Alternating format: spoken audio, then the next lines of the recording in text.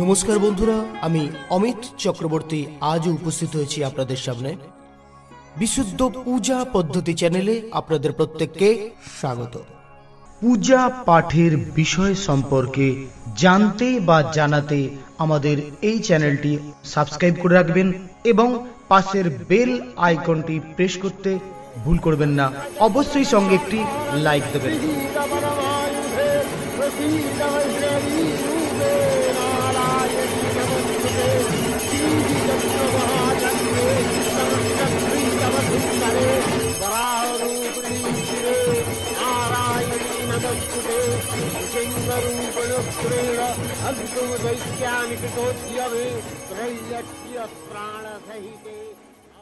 নমস্কার বন্ধুরা, আমি অমিত চক্রবর্তী আজও উপস্থিত হয়েছি আপনাদের সামনে বিশুদ্ধ পূজা পদ্ধতি চ্যানেলে।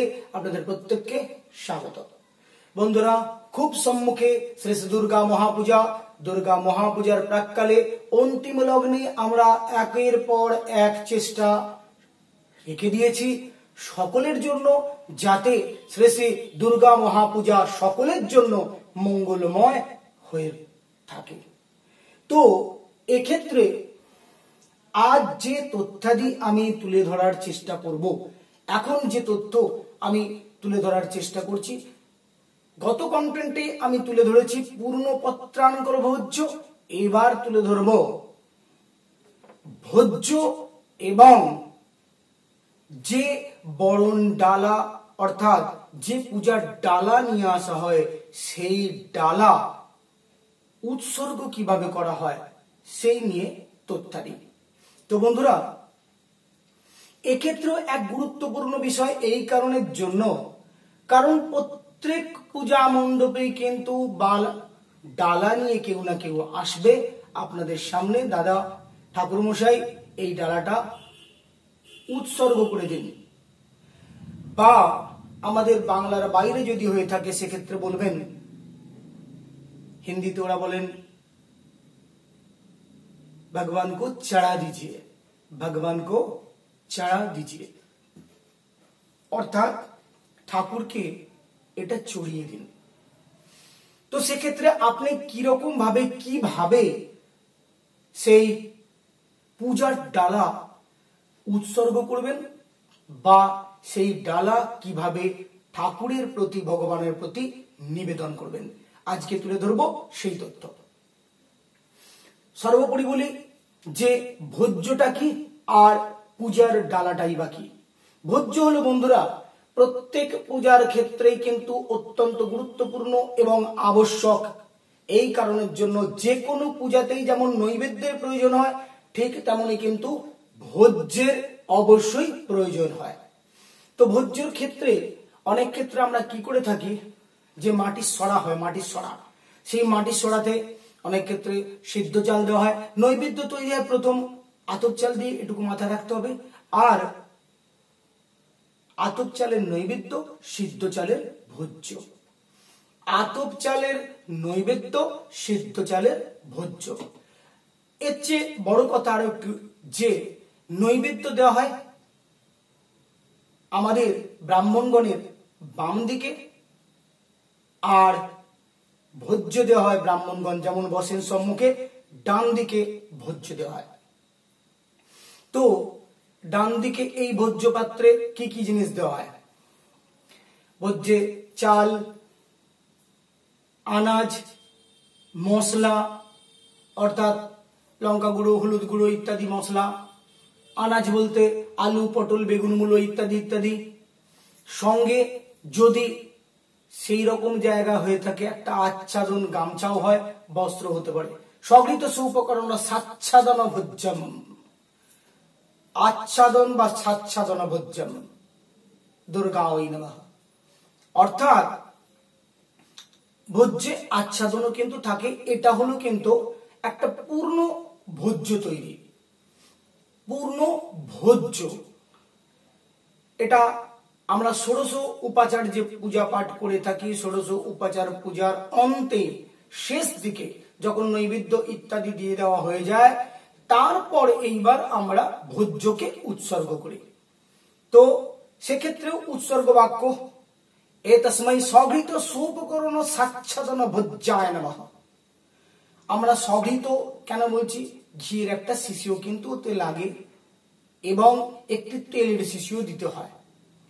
তো এই কারণের জন্য এই তেলটা আর উল্লেখিত হয় না, কিন্তু আমরা অবশ্যই যখন আমরা ভোজ্য সম্প্রদান করে থাকি বা ভোজ্য উৎসর্গ করি, আমরা এতস্मै স্বঘৃত সোপকরণ সাচ্ছাদন ভোজ্যায় নমঃ, বা যদি সাচ্ছাদন না থাকে স্বঘৃত সোপকরণ ভোজ্যায় নমঃ। एते गंधपुष्पे स्वघृत सोपकरण सच्चादन भोज्याय नमः। एते गंधपुष्पे ओधीपतये देवाय भगवत विष्णवे नमः। एतावत् संप्रदानाय दुर्गायै नमो नमः। ह्रीं दुर्गायै नमो नमः। এক্ষেত্রে কিন্তু ভোজ্য উৎসর্গের সময় আর বাক্য প্রদান হয় না, কিন্তু বন্ধুরা মাথায় রাখতে হবে, যখন আমরা পূজার ডালা উৎসর্গ করব অবশ্যই সংক্ষিপ্ত আকারে হলেও বাক্য আপনাকে প্রদান করতে হবে। এবার যদি বলি, অনেকে জানতে চান তাহলে পূজার ডালায় যে যেমন সামগ্রী নিয়ে আসবে ঠিক তেমন তেমন সামগ্রী আপনি যতটা পারবেন বাক্য সহযোগে উৎসর্গ করবেন। যাই থাকুক না কেন, সেক্ষেত্রে চাল কিছু যদি থাকে, ফল কিছু যদি থাকে, মিষ্টান্ন যদি থাকে, এতস্मै অখণ্ড ফলমূল সহিত বস্ত্র ভোজ্যায় নমঃ, বা এতস্मै অখণ্ড ফলমূল সহিত আমিক্ষ মিষ্টান্ন নৈবেদ্যায় নমঃ। এতস্मै অখণ্ড ফলমূল সহিত আমিক্ষ মিষ্টান্ন নৈবেদ্যায় নমঃ। সংক্ষিপ্ত আকারে এতে গন্ধপুষ্পে অখণ্ড ফলমূল সহিত আমিক্ষ মিষ্টান্ন নৈবেদ্যায় নমঃ। এতে গন্ধপুষ্পে এতাवत् অধিপতয়ে দেবায় ভগবত বিষ্ণবে নমঃ। এতাवत् সম্প্রদানায় ह्रीं দুর্গাयै নমো নমঃ।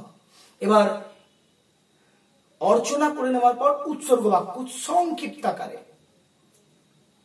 এখানে যদি আমরা পূর্ণ বাক্য না দিয়ে থাকি, বিষ্ণুম তস্যদ্য শ্রী বিষ্ণু নম, বা বিষ্ণুম তস্যদ্য, বা এখানে বিষ্ণুম তস্যদ্য হবে না, শ্রী বিষ্ণু নমঃ যার নাম তার ক্ষেত্রে ইত্যাদি।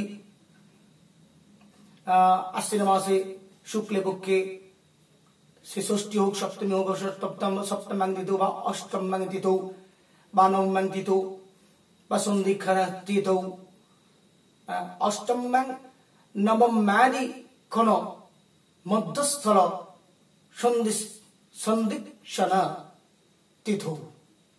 এক্ষেত্রে যে যেমন যে সময় আপনি উৎসর্গ করবেন সেই সময়টাকে উল্লেখ করে দিয়ে তাদের নাম গোত্র দিয়ে অখণ্ড ফলমূল সহিত আমিক্ষ মিষ্টান্ন নৈবেদ্যং ह्रीं দুর্গাयै নিবেদয়ামি।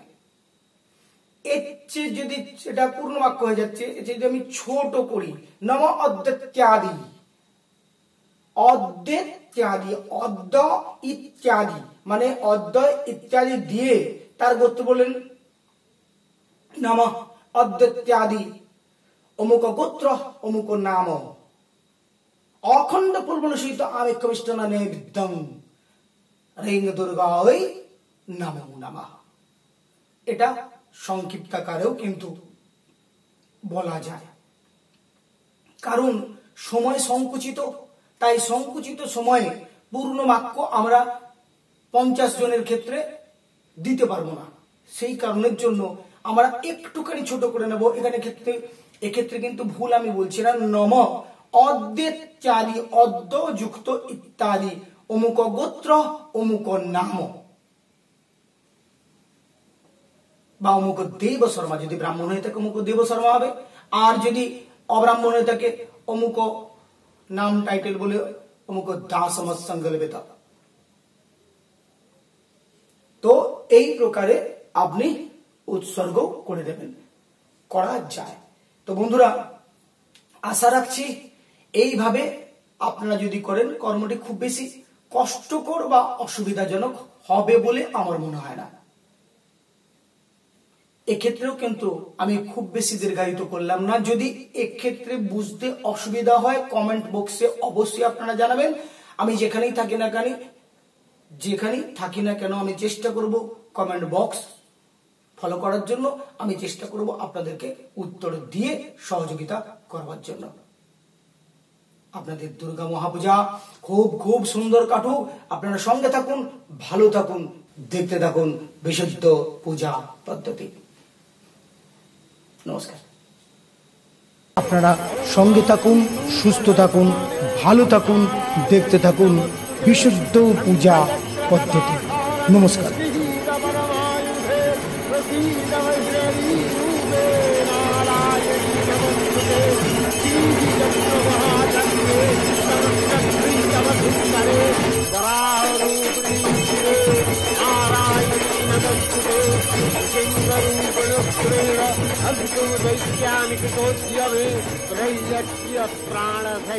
পূজা পাঠের এইসব তথ্য পাওয়ার জন্য সাবস্ক্রাইবটা করে নেবেন, পাশের বেল আইকনটা প্রেস করবেন, লাইক দিতে অবশ্যই ভুলবেন না। সঙ্গে থাকুন, ভালো থাকুন, দেখতে থাকুন বিশুদ্ধ পূজা পদ্ধতি। নমস্কার।